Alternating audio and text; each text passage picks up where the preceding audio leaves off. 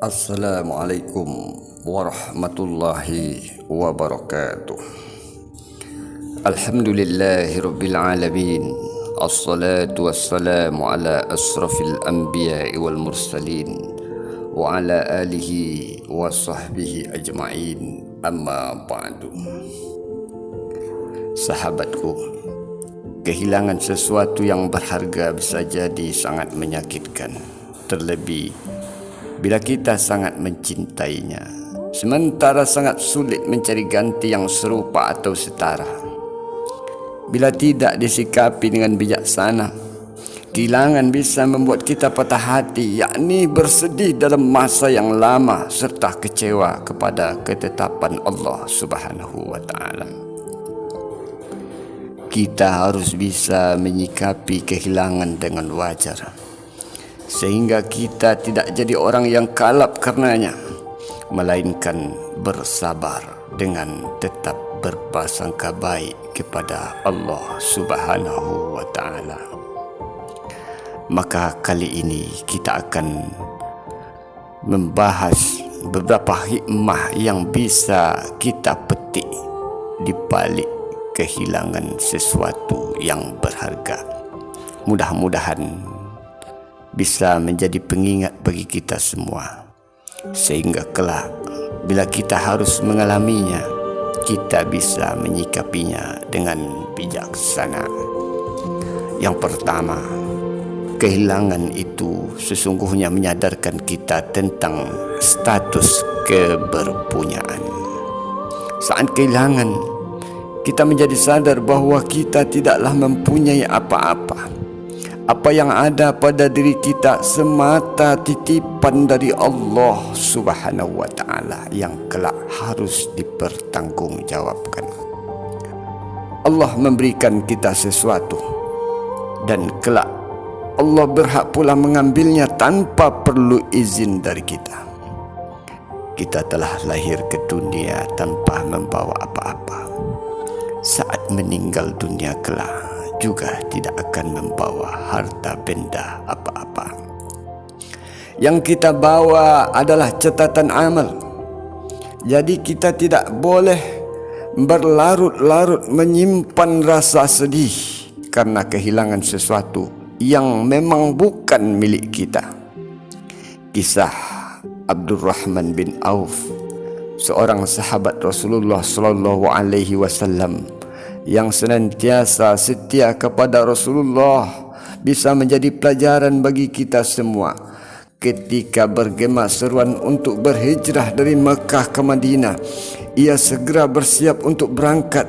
Ia tidak bisa membawa apa-apa, padahal sebelumnya ia adalah seorang pedagang sukses yang kekayaannya melimpah ruah. Hal itu tidak membuat tekadnya surut, karena ia yakin harta yang sebelumnya ada padanya adalah karunia Allah Subhanahu wa Ta'ala.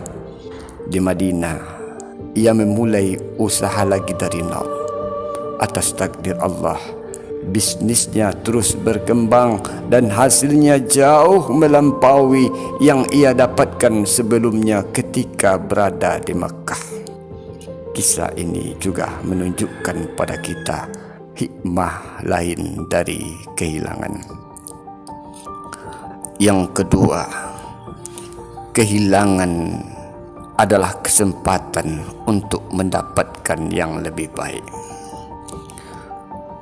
Allah Subhanahu wa Ta'ala tidak akan membiarkan hambanya yang bersabar mendapat kerugian. Maka Allah akan memberikan yang jauh lebih baik bila seseorang telah kehilangan sesuatu dan sabar menghadapinya. Sebagaimana kisah yang dialami Abdurrahman bin Auf tadi. Contoh lain bisa kita dapatkan dari pengalaman Imam Al-Ghazali. Dulu ia terbiasa mencatat ilmu yang didapatkan dalam bukunya, sehingga ia selalu membawa buku itu kemanapun ia pergi agar bisa diulang-ulang. Suatu waktu ia bertemu dengan perampok yang menyita paksa buku tersebut. Ia tidak berdaya mempertahankannya sehingga kesedihan menyelimutinya. Sang Waqi, guru dari Imam Al-Ghazali, yang mengetahui sebab kesedihan Imam Al-Ghazali pun berpesan, "Al-ilmu fis sudur, la fis sutur." Ilmu itu ada di dada, bukan dalam tulisan. Setelah itu, Imam Al-Ghazali tidak lagi berfokus mencatat ilmu yang didapatnya, tetapi mulai menghafal, dan hasilnya jauh lebih menakjubkan. Ia bisa menguasai berbagai bidang ilmu dan berhasil menuliskan karya-karya yang fenomenal. Ternyata kehilangan buku catatan itu adalah momentum kebangkitan bagi Imam Al-Ghazali. Yang ketiga, makna dari dan hikmah dari kehilangan yang dapat kita ambil adalah menjadikan kita lebih bersyukur. Tak jarang sesuatu menjadi sangat berharga bila kita tahu barang itu berharga saat kita tak memilikinya lagi. Saat itu pula kita akan ingat bahawa rasa syukur kita kepada Allah masih terlalu sedikit. Sudah dijanjikan oleh Allah Subhanahu wa taala, bila kita bersyukur pasti nikmat kita akan ditambah. Kalau sesuatu yang kita anggap berharga hilang, barangkali itu karena kita kurang bersyukur. Ini juga menjadi pengingat bagi kita bahawa Allah mampu berbuat yang lebih daripada rasa kehilangan yang kita alami kalau kita mengabaikan nikmatnya. Di dalam surat Ibrahim ayat 7, Allah berfirman, "A'udzubillahi minasyaitonirrajim.